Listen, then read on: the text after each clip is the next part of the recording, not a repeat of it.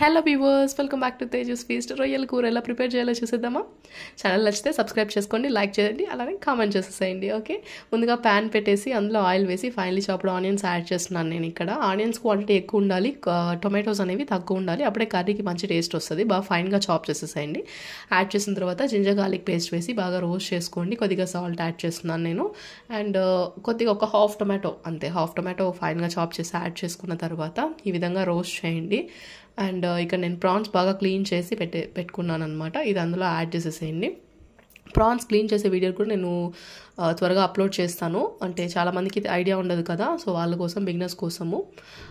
తర్వాత ప్రాన్స్లో ఉండే వాటర్ని బాగా బయటకు వచ్చేంత వరకు కుక్ చేయండి. కొద్దిగా టర్మరిక్ యాడ్ చేసేసి, ప్రాన్స్లో ఉండే వాటర్ మస్ట్ బయటికి రావాలి, అప్పుడే టేస్ట్ మీకు ఎన్హాన్స్ అవుతుంది బాగా, ఫ్లేవర్ అనేది.